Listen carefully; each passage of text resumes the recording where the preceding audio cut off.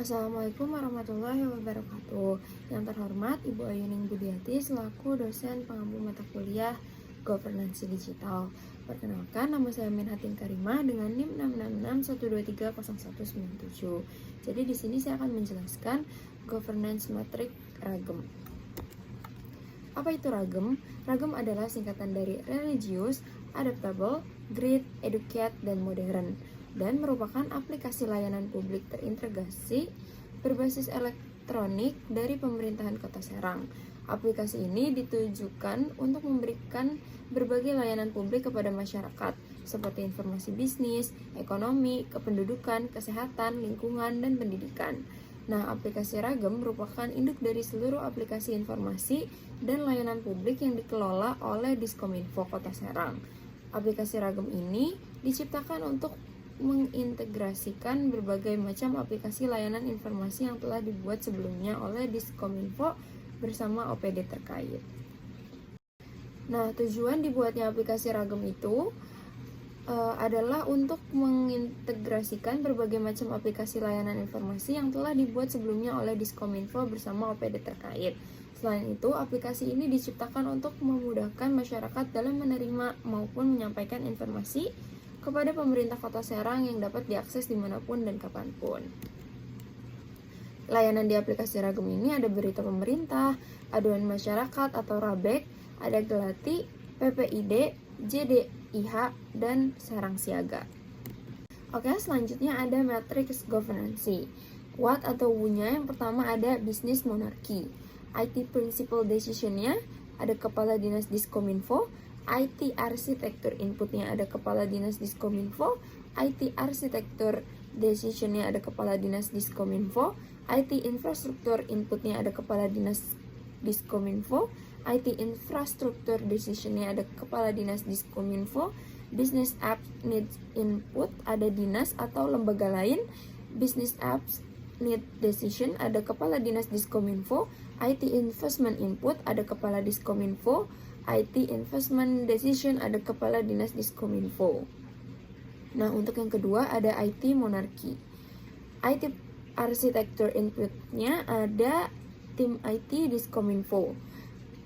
Lalu IT Arsitektur Decisionnya ada Diskominfo. IT Infrastruktur Inputnya ada tim Infrastruktur IT. IT Infrastruktur Decisionnya ada Diskominfo. Lalu yang ketiga ada Feudal. IT Infrastruktur Inputnya ada dinas-dinas terkait. Business Apps Need Inputnya ada dinas masing-masing. Business Apps Need Decisionnya ada dinas Diskominfo. Lalu yang keempat ada Federal. IT Principal Inputnya ada Diskominfo dan organisasi perangkat daerah atau OPD. IT Principal Decisionnya ada Kepala Dinas Diskominfo.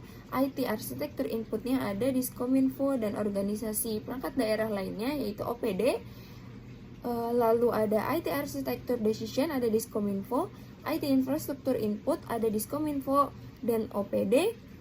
IT Infrastruktur Decisionnya ada Diskominfo. Business Apps Need Inputnya ada Diskominfo dan masyarakat. Lalu Business App Needs Decisionnya ada Diskominfo.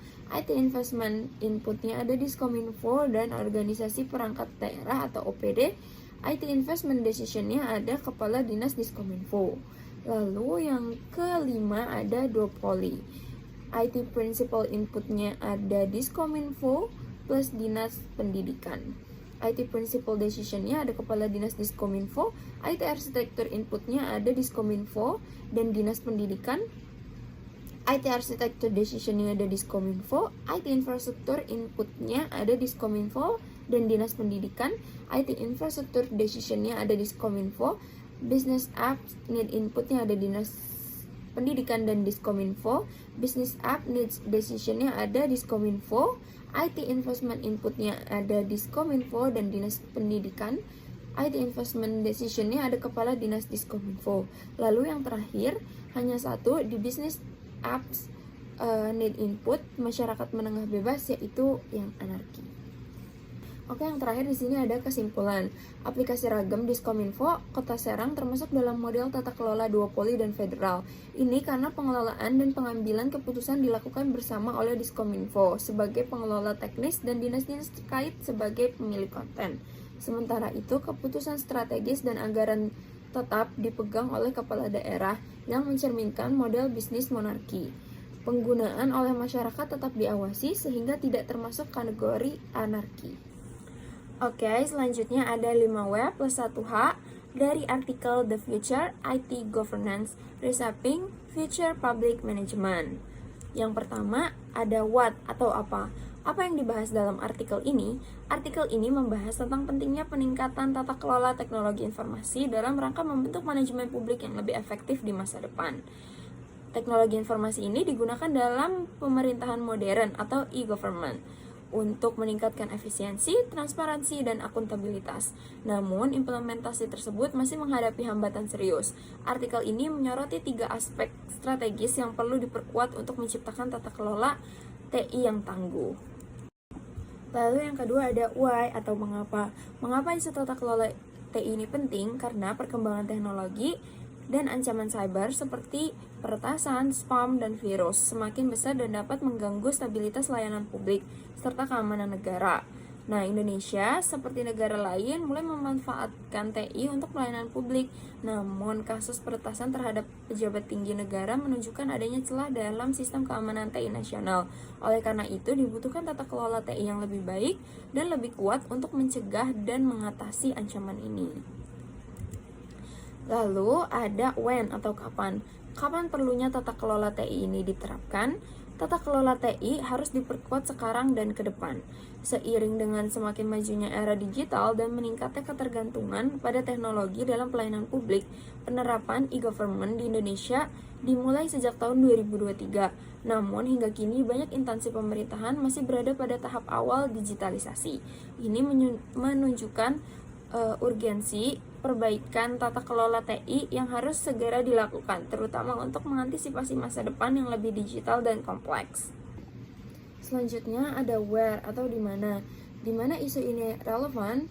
Isu ini relevan di Indonesia dan secara global karena tata kelola TI memengaruhi keamanan, pelayanan publik, dan hubungan internasional. Meski artikel berfokus pada Indonesia, permasalahan tata kelola TI juga dialami negara lain. Contoh nyata adalah hubungan Indonesia dengan Australia yang sempat memanas akibat aksi peretasan. Maka, tata kelola TI harus menjadi perhatian global, tidak hanya nasional. Who atau siapa? Siapa yang berperan dalam tata kelola TI ini? Pemerintah, sektor swasta, masyarakat sipil, dan industri teknologi memiliki peran penting dalam menciptakan tata kelola TI yang baik. Pemerintah harus membuat regulasi yang kuat dan menegakkan etika digital. Industri teknologi membantu menyediakan solusi keamanan dan infrastruktur. Masyarakat sipil perlu dilibatkan agar tata kelola TI inklusif dan transparan. Kolaborasi semua pihak ini sangat dibutuhkan termasuk dalam bentuk kemitraan publik swasta. Dan yang terakhir ada how atau bagaimana. Bagaimana cara meningkatkan tata kelola TI? Dengan melakukan 3 hal atau 3 langkah utama. Yang pertama, memberikan kontrol yang lebih pada dunia virtual untuk masyarakat dan dunia fisik untuk negara. Yang kedua, membuat 2 jenis kebijakan domestik dan luar negeri untuk dunia maya dan dunia fisik. Dan yang terakhir, meningkatkan biaya dan investasi dalam aspek privasi dan keamanan TI. Langkah-langkah tersebut bertujuan agar tata kelola TI mampu merespon tantangan teknologi secara komprehensif. Pengaturan regulasi pelindungan data serta keamanan cyber harus seimbang dengan perkembangan teknologi dan kebutuhan masyarakat. Terima kasih. Wassalamualaikum warahmatullahi wabarakatuh.